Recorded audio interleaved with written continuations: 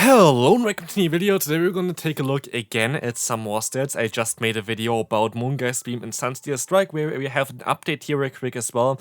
I calculated it was 60 energy, now the code got updated and now it says it's 65 energy total. So we have a small update towards this, otherwise check out the video that I did earlier, only like a little bit of the calculations going to change. But yeah, you're going to see here kind of how the the Crossma as a Dawn Wings form and as a Dusk main form going to change with the +5 energy, but also we got added the high jump kick.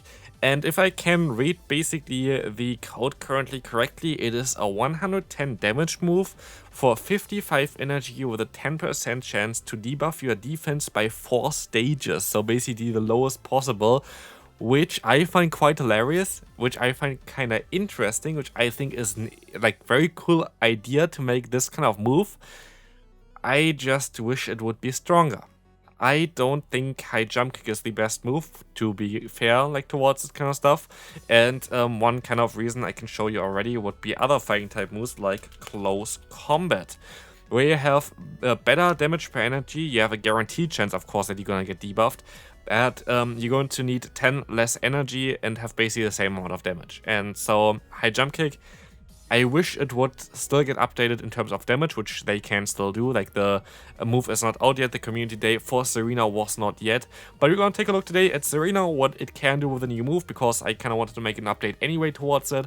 And also what other Pokemon would learn high jump kick and how they would perform with the current stats that are currently in the game. So, if you enjoy this type of videos, feel free to subscribe and leave a like here, but let's move right into Necrozma. So, we have again basically the exact same thing that we had the last time. I actually still had this open from the video a little bit earlier, like not even an hour ago. And what we're gonna see here is that we're gonna have now updated Sunsteer Strike and updated Moongeist Beam for the second and third option here. And what we're gonna see as well is just that they are going to be a little bit weaker. I think Dawnwings Necrozma was able to beat the Palkia prior. That's not really the case anymore. And yeah, basically next to nothing changed. I kind of just want to showcase it to you here real quick. Because I did not have the correct stats in the other video, because they were not completely out yet. Now they're in the code. This is going to be how it's going to be. In general, by the way, they're going to be pretty trash in the two-shield scenario, but they're going to be great closing Pokemon when we're going to be able to have them. Also, I saw some confusion towards the Dusk main forms here, if they're going to be available for PvP, and I would imagine they would be. I thought a lot of people thinking, okay, it's like kind of similar to the Mega Evolution, and that's kind of wrong, because if you take a look at basically the current main series game, Mega Evolutions are not a thing anymore, but Dusk main Necrozma is still a thing, and also Dawn Wings Necrozma is still a thing. You can still get those Pokemon. They are just basically Necrozma forms, just like Alolan Marowak and Marowak. There's not really too much difference towards that, so it's more like this than something like a Mega Pokemon, which is also functioning differently in the main series games. So I am fairly certain that those Pokemon should be allowed in the in PvP, and I think they're also going to be very strong, very, very strong, but I don't think they're going to be too broken, because it kind of trashy in the two-shit scenario, just because they're going to have so many hard-hitting, high-energy moves, but they're going to be very strong in the 0 and 1-shit scenario, so I think they're kind of okay. I think they're definitely kind of okay, and they should be most likely available as well for PvP. Of course, we're going to see it anyway, but yeah, kind of want to talk about this. Otherwise, Tsareena, that's kind of what the video is about, right? We're going to have here high jump kick now on the moveset. We can compare it to Grass Knot right now and how it's going to function. So let's take a look at this one. We're going to see that we're actually going to win a few more matchups. Lickitung, now going to be a matchup which you can just nearly one-shot it most likely. Registeel, you can get a ton of damage onto them. Bastion, not an answer anymore towards this Pokemon, but honestly, so much changing here. It's not really changing anything, right? Like, it's going to change like a few more matchups, like 2-3, but it's not going to make this Pokemon way better. You can see it here in the two-shield scenario. The only thing that actually changes is going to be that you win against the Registeel, and that's a Pokemon that you barely anyway see. So like, it's not going to be too crazy. In the zero-shield scenario, it's most likely the biggest change, where you're gonna be able to beat the Guzzlord, Galarian Stunfisk.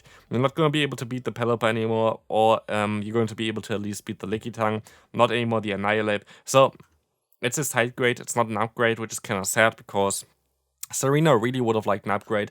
Maybe we're gonna see though a magical leaf buff. We can take a look at the Ultra League here as well, we can see if this is going to change anything for Tsareena. And what we're gonna see here is that neither of them are really viable. You can now, or like people are always kind of like complaining when I say viable or available. It's just the way I say it. I'm sorry about this, but if this annoys you, but it is what it is. But what you're also going to see here is that those things are not going to change too much for it either.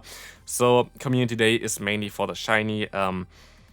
It's a side grade. I have no idea, by the way, why Chris. I guess because like it always goes for the what's called for the ice type move for triple Axel. That's why you beat Cresselia, because otherwise it goes for the grass knot, but it doesn't get the boost with it.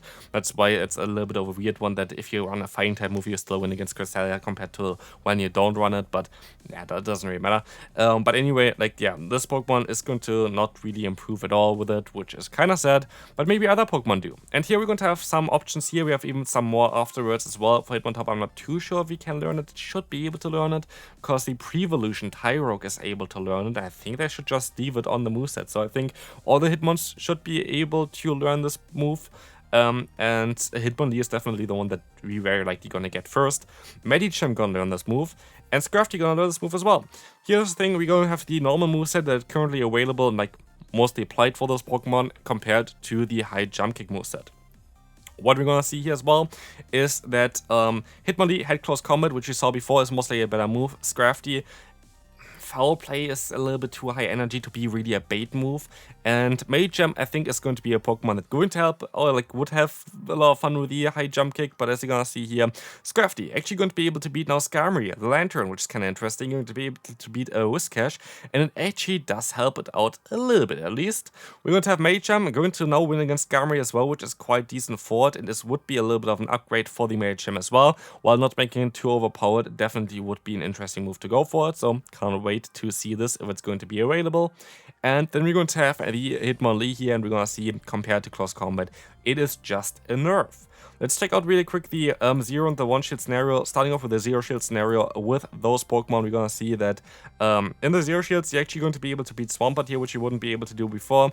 You're going to be able to beat the Lantern with the Medicham, which is quite interesting. But otherwise here with the Scrafty, you beat the Feraligatr, the Swampert, as well as the Registeel. So it is a little bit of a slight upgrade for Scrafty as well as the Medicham. Let's take a look at the 2 shield scenario, where it's most likely does the least amount of difference, I would imagine. But honestly, Scrafty still looks kind of the same as before, which is something that I did not expect, not relying on Power Punch, and still it's a very solid Pokemon. For Medicham, you can now definitely win against other Medichams, which is quite hilarious. But we're gonna see here for the Hitmonlee, you have some matchups that you win, some matchups that you lose, generally worse. So it's hit or miss again. Here for Lopunny, it's definitely going to be a huge upgrade. I love this Pokemon, by the way. Like, it's a great Pokemon to play. It's hilarious because it's a safe swap for you that is a normal type that is fighting fast moves, but you can maybe bait out something like a Gligar. You can hit it with a triple Axel. Now high jump kick is going to be a way faster move to get to compared to the focus burst, giving you better coverage. Mienshao, most likely not going to benefit too much from it because it only learns Poison Jab as a fast move, and Brick Break might help you out a little bit more, getting the debuff onto the opponents. And Hitmontop again would be a bulky Hitmon, but let's take a look if this is going to work out for them. As you can see, the Mienshao basically is not going to get any better. Lopunny actually going to be a little bit worse in some matchups just because the Focus Burst hits a little bit harder, but it's just going to be more consistent. Hitmontop is going to lose a little bit of rating here as well because Close Combat is just the better move to go for. Close Combat is just like safer, like it is just less energy, basically the same amount of damage. Yes, you're gonna get debuffed, but I feel like it's not really worth the risk here. Here you see Lopunny kinda wins more matchups in the 2 shield scenario, not too surprised about this, definitely what I was expecting. And then the 0 shield scenario, most likely be a little bit worse for the Lopunny because Focus Blast just slaps. But yeah, as you're gonna see here, Mienshao actually going to win a little bit more with that, but it is not going to be the biggest upgrade, but this is going to be it for this video. I hope that they're going to buff the high jump kick by 10 to 20 damage. I think that would be fair. I think that would be kind of decent for this move. But yeah, let me know in the comment section what you think about it. Very likely that the community day is sadly just for collection purpose. But yeah, those are going to be the new moves that got added. Let me know what you think, and that's going to be it. Bye bye.